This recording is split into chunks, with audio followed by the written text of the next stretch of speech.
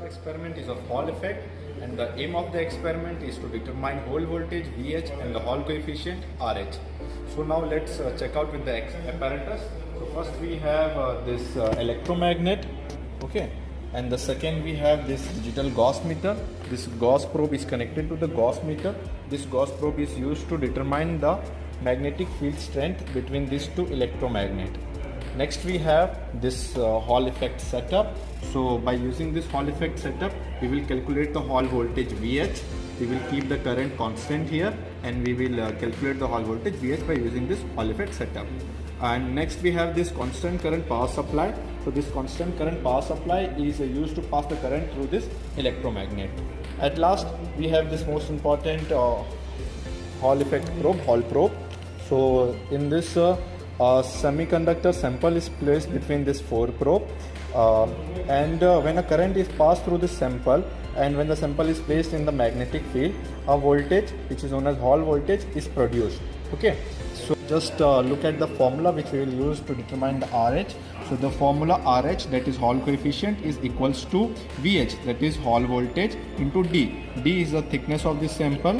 D is the thickness of this sample which will be provided by the maker, and upon I is the current, and B is the magnetic field, into 10⁸ centimeter cubic per coulomb. So we will use this formula and we will find out the Halleffect coefficient in this experiment.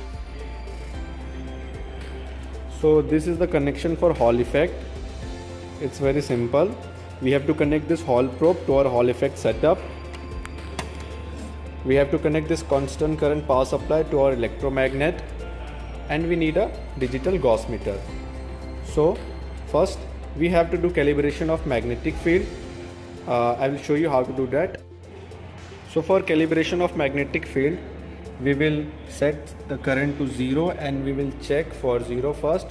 So we will place this Hall probe between these two electromagnet and we'll check our reading. It is something about 109 Gauss. Okay, sometime you may get some negative values. Okay, so if you get these values as negative, then you just have to change your Gauss probe, change the side of Gauss probe. See, now I am getting positive values. Okay, so if you get negative values, so just turn the Gauss probe and you will get positive values. Okay, so we will measure this for different currents. So first we will take for 1 ampere. So I'll set this constant current power supply to 1 ampere.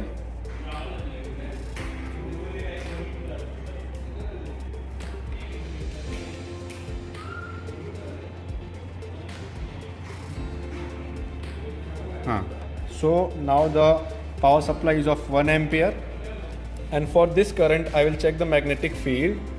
So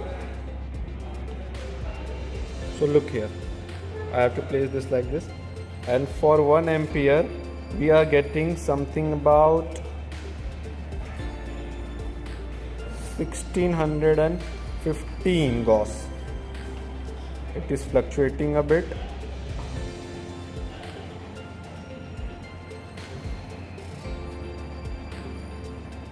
So for 1 ampere we got 1800 Gauss. So for 1 ampere we got 1800 Gauss. Okay, so now we'll change the current to 2 ampere.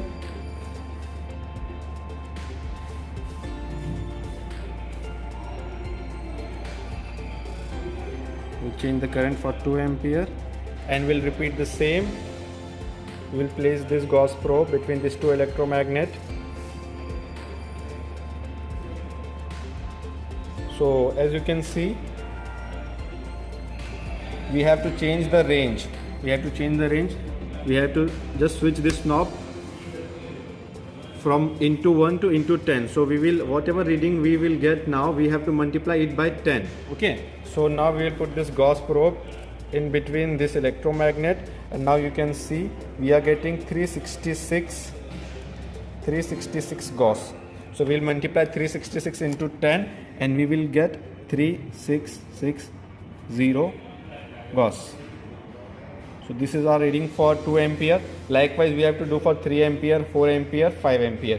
We have to calculate the corresponding magnetic field with the help of this digital Gauss meter. Okay. So now I have taken the remaining readings for 3 ampere, 4 ampere and 5 ampere. So now we don't need this digital Gauss meter. So I'll switch it off and we will come to our Halleffect setup. Okay.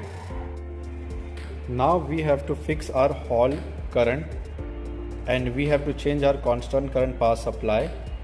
So by doing this we will change the magnetic field and correspondingly we will measure our Hall voltage. So this is the knob here. If we switch to the current side, here it is Hall current, and if we switch it to the voltage side we get the Hall voltage. Okay. So I'll keep this Hall current fixed to 2 ampere. So I'll fix this by adjusting this knob. I'll fix my Hall current to 2 ampere. Now I need to change the magnetic field. So for that I will change this constant current power supply. By changing this constant current power supply, I'll change the magnetic field and correspondingly I'll measure my Hall voltage. Okay. So let's take for 1 ampere.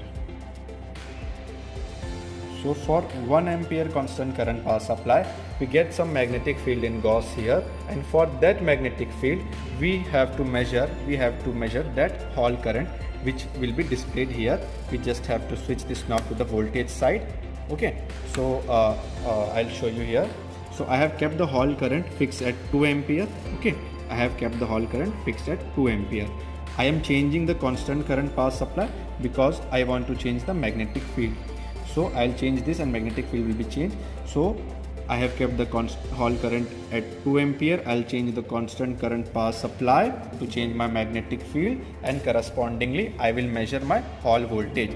So for 2 milliampere of Hall current, so for 2 milliampere of Hall current at some magnetic field,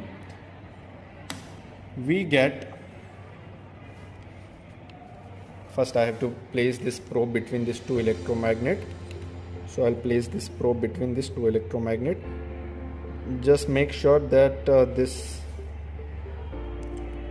should not touch any of the magnet. It should be exactly at the center of this electromagnet. So as you can see, I got something around 11.5 volt. So for 2 milliampere of Hall current at some magnetic field, I got 11.5 Hall voltage. So at 2 milliampere fixed Hall current at some magnetic field of 1 milliampere, I got some Hall voltage of 11.5. Okay. Now I will change the polarity to minimize any error, any instrumental error or any disturbance. So I have changed the polarity, and now again we will do the same. We will check the Hall voltage for 2 milliampere of Hall current. Okay.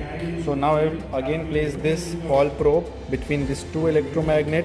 It should not touch any of the end,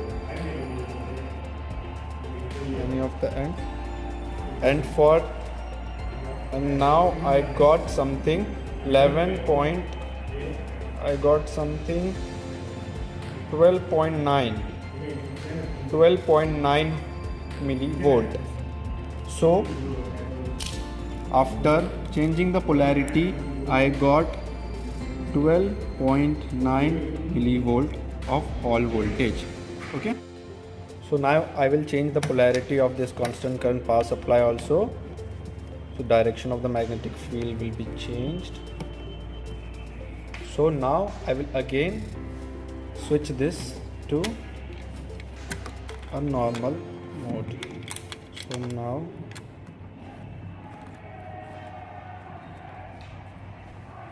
we will place this Hall probe between these two electromagnet. It it should not touch any of these electromagnets. It should be between these two electromagnets. And now you can see we got some Hall voltage of 11.6. okay, so now we got, after changing the direction of magnetic field, we got some 11.7. so now we will change this once again and we'll check for the Hall voltage. We'll place this Hall probe between these two electromagnets and we'll check our Hall voltage. It is something about minus 11.5. so I will write here minus 11.5 and it was minus 12.9. so these are my 4 readings. I will take the mean of all these 4 Hall voltage. So now we will take the mean of these 4 Hall voltage and we will calculate the mean Hall voltage, that is 11.725. By using this formula we will calculate the Hall coefficient, and correspondingly we will do for 2 ampere, 3 ampere, 4 ampere, but we have to repeat this same procedure for all the readings. Okay. Now coming to the calculation part, we are using this formula RH, that is Hall coefficient, is equals to VH into D upon B into IH. IH is the Hall current, VH is the Hall voltage, D is the thickness given by the maker, and B is the corresponding magnetic field. So for the first reading, that is for 1 milliampere, our Hall voltage was 11.725 millivolt. So I have converted this into voltage and I have noted it down here. Multiply by thickness. Thickness was 0.54 mm. We will convert it into SI unit. So it will be 5.4 into 10 raised to minus 4 meter. Okay. I have written here 0.054 into 10 raised to minus 2. That is same. Upon our Hall current, that is fixed, that we have fixed at 2 milliampere. So I will convert it into ampere. So it will be 2 into 10 raised to minus 3 ampere. Multiply by the corresponding magnetic field. As our Hall voltage is for 1 milliampere, that is 11.7. So for 1 milliampere, our magnetic field was 1800 Gauss. So I have noted it down here, 1800 Gauss. And by calculating this all, I got my Hall coefficient as 17.5 into 10 raised to minus 3 meter cube per coulomb. So you can calculate for second reading, third reading and fourth reading as well. You will get the same answer. And after that you can take the mean. So I have taken the mean and I got 19.82 into 10 raised to minus 3 meter cube per coulomb. Okay. So you can do this by this method also, by taking the mean. You can also find the Hall coefficient, or you can plot the graph. You can plot the graph of VH, that is Hall voltage, and the magnetic field. So VH upon magnetic field, that is VH upon B will be your slope. You will multiply your slope by D upon IH. So you will get the Hall coefficient again. So these are the two methods. You can calculate it by graph also, or you can take the mean as well. So by these two methods you can calculate your Hall voltage. I got my Hall voltage as 19.82 into 10 raised to minus 3 meter per coulomb.